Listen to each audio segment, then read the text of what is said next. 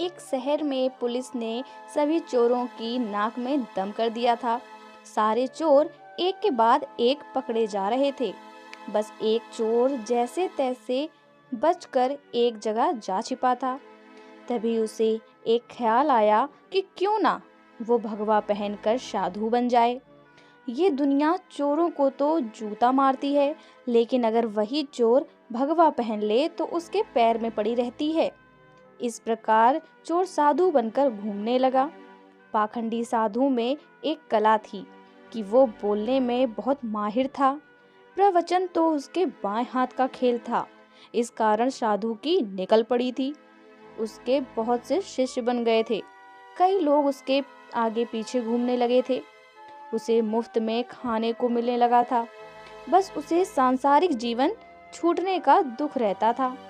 पाखंडी साधु जंगल में अपने शिष्यों के साथ रहा करता था। तभी उसके आश्रम में एक सेठ आया। सेठ को भी पाखंडी साधु ने अपने बोलने की कला से प्रभावित कर दिया था। साधु से मिलकर जब सेठ अपने घर पहुंचा तो उसे एक ख्याल आया। असल में सेठ को एक दुविधा थी।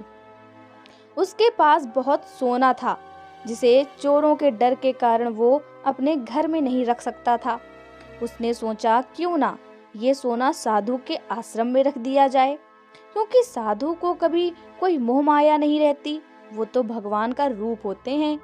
किसी को ऐसे देवता पर शक भी नहीं होगा कि उनके आश्रम में सोना गड़ा हुआ है।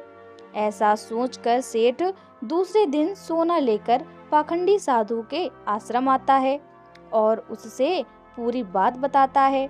फिर क्या था, पाखंडी साधु का तो दिल गदगद हो गया। उसकी आंखें तो उस सोने की पोटली से हट ही नहीं रही थी। उस सेठ ने वो सोने की पोटली आश्रम के एक पेड़ के नीचे दबा दी और वहां से चला गया। अब साधु को नींद कहाँ आनी थी। वो रात भर उस सोने की पोटली के बारे में सोचता रहा। उसने सोचा अगर ये सोना मिल जाए तो जीवन तर जाएगा, सांसारिक सुख भी मिलेगा जो इस भगवा कपड़ों से छीन लिया है। इस तरह साधु ने कई सपने देख डाले। दूसरी तरफ सेठ सोने को आश्रम में रखकर संतुष्ट होकर सो रहा था। कुछ समय बीतने पर साधु ने एक योजना बनाई। उसने सोचा कि वो इस सोने को लेकर चला जाएगा और सेठ को शक न हो, इसलिए वो उसके घर जाकर जाने की बात कहेगा, ताकि सेठ को ये ना लगे कि साधु सोना लेकर भागा है। अगले दिन साधु सेठ के घर जाता है। सेठ के पास एक व्यापारी बैठा रहता है। साधु को आता देख सेठ खुशी से झूम जाता है और कई पकवान बनाकर खिलाता है। साधु सेठ को अपने जाने की बात कहता है। इस पर सेठ दुखी होकर उसे रोकता है, लेकिन साधु कहता है कि वो एक सन्यासी है, किसी एक जगह नहीं रह सकता, उसे कई लोगों को मार्गदर्शन देना है। ऐसा कहकर साधु बाहर निकलता है और जानबूझकर सेठ के घर का एक तिनका उठा ले जाता है। थोड़ी देर बाद साधु वापस आता है, जिसे देख सेठ वापस आने का कारण पूछता है।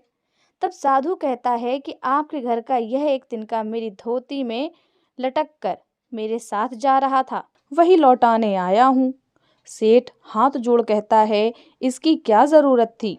तब साधु कहता है, इस संसार की किसी वस्तु पर साधु का कोई हक नहीं है।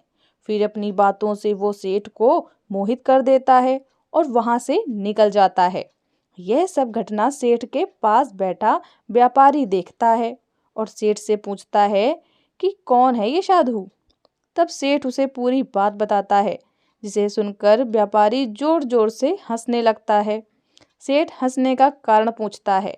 तब व्यापारी उसे कहता है, तुम मूर्ख हो, वो पाखंडी तुम्हें लूट के ले गया। जिस पर सेठ कहता है, कैसी बात करते हो, वो एक संत हैं, बहुत ज्ञानी हैं। व्यापारी कहता है, अगर तुम्हें अपना सोना बचाना है तो उस जगह चले जाना जहां आपने सोना दबाया है। सेठ उसे वहां लेकर जाता है और खुदाई करता है, लेकिन उसे कुछ नहीं मिलता। वो रोने लगता है। तब व्यापारी उसे कहता है, रोने का वक्त नहीं है, जल्दी चलो, वो साधु दूर नहीं गया होगा। सेठ और व्यापारी पुलिस को बुलाते हैं और पुलिस उस पाखंडी साधु को ढूंढ लेती है। तब सभी को पता चलता है कि वास्तव में यह कोई सिद्ध बाबा नहीं, एक चोर था जिसने अपनी बोलने की कला का इस्तेमाल कर कई लोगों को लूटा था। पुलिस से बचने के लिए भगवा पहन लिया था। सोना मिलने के बाद सेठ की जान में जान आती है।